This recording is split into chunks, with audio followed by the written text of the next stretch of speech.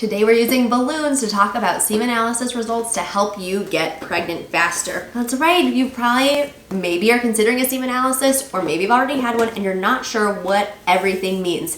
Today we're gonna walk through everything. We're gonna talk about motility, morphology, sperm count, what it means. We're also going to touch on why you need to get a semen analysis, how that kind of looks like, what the process is like. I'm going to answer all your questions semen related, and we're going to use balloons to talk about the way that sperm actually swim and what they actually look like and what a semen analysis is actually looking for.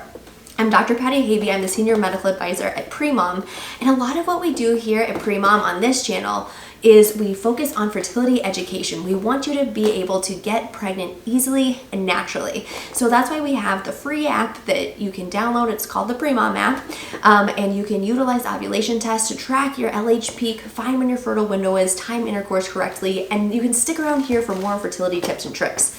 Let's jump into the semen analysis, okay? Here we go.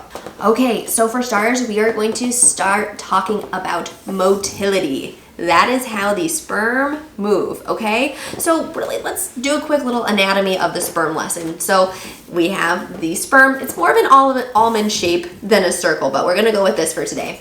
It's an almond shaped kind of tip. It has something called an acrosomal cap, which is what goes and meets with the eggs and helps it, egg, singular, and helps it to fertilize the egg. And then it has this tail that's gonna help it swim. In its body, that's where it keeps the mitochondria, which gives it this energy to swim and make that huge journey up to the egg.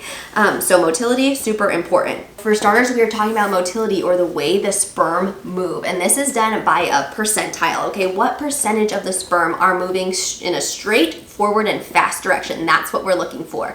And this typically is going to be rated in different ways within the semen analysis, but we're looking for them to be very progressively motile, or they can be low motile, so that means they're slow and maybe they're not the best direction, or they're dead in the water, they are not going anywhere. So it's gonna take a look at your sperm and kind of see actually how they are moving. So let's go over the exact parameters. So ideally, you should have more than 40% of the sperm should be motile. Now, I like to shoot a little higher than 40%. I like to shoot kind of for 50 to 60% of the sperm to be really moving forward and fast.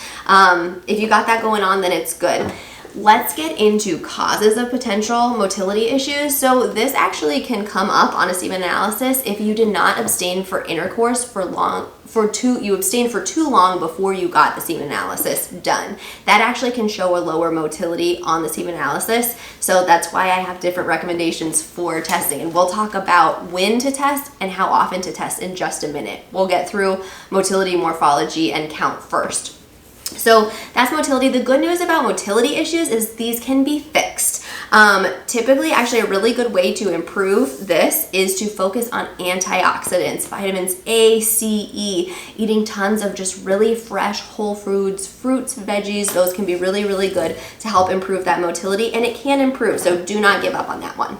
The one last thing I want to say about motility and improving it is actually there is something that we can do on the women's side. You actually can use fertility-based lubricants to help support the sperm's movement when there's plenty of just really good fertile cervical mucus that allows this sperm to have a better chance to be motile. So when you use a quality fertility-based lubricant, that also can support those. If your partner has a low motility, check out some fertility-based lubricants with some good research behind them. Those can be very supportive for improving low motility in a semen analysis.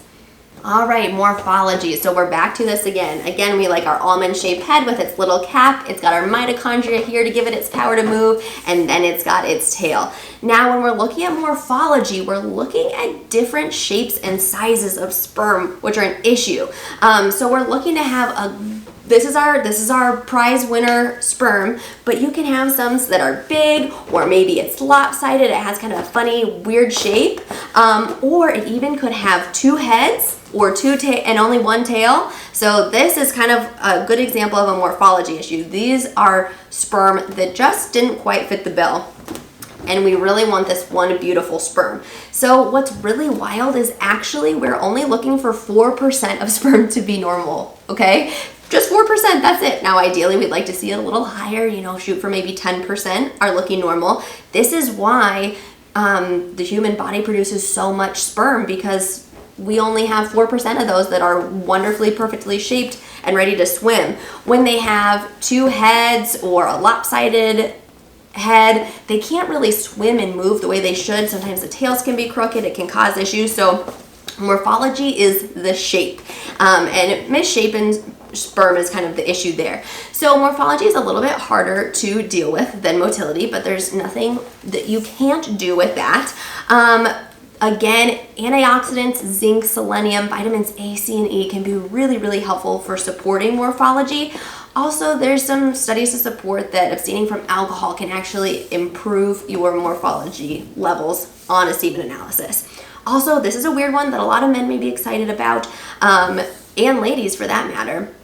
Actually, engaging in more sex can actually help to improve that morphology, sometimes a little bit. So just keep in mind when I'm talking about these supplements, although I am a doctor, I'm not your doctor, so make sure you're talking with your doctor about all of these things and all of your options before you start anything.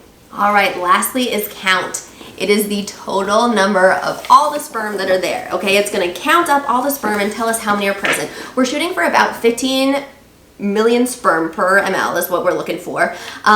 Ideally, we'd like to see even more than that, right? Again, these standards are actually only based on the lower 5% of people. We want to be better than 5%, but I say let's shoot for the 50th percentile anyway. So 15 million sperm count.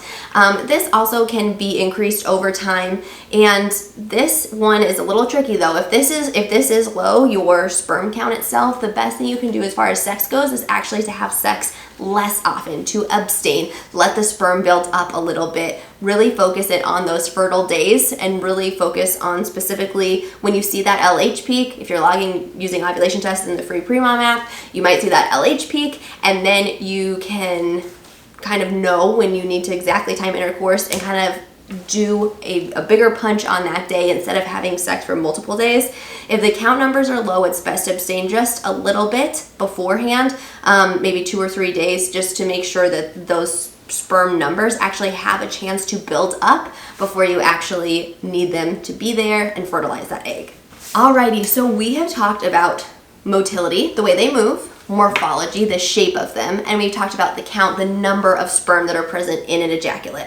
So you might be wondering, how do I know if I need a semen analysis, or I got one that was bad, when do I need another one? Here's the best rule of thumb that I find clinically.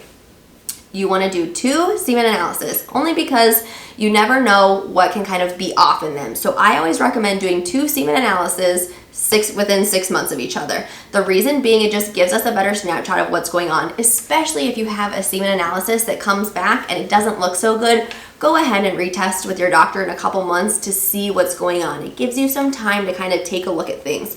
Also note that anything you do, it takes about 70 days for sperm to mature. So any lifestyle changes or improvements that you're making, if you're waiting to see that translate into a semen analysis, you want to give yourself at least 70 days after you've implemented all these good changes in order to see that reflect on that semen analysis report.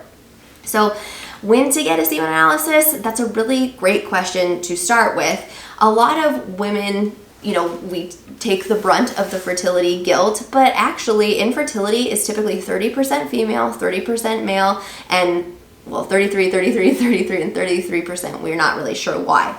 So it's just as important for women, as we're tracking our cycles, we're using ovulation tests to predict our ovulation, BBT to confirm ovulation.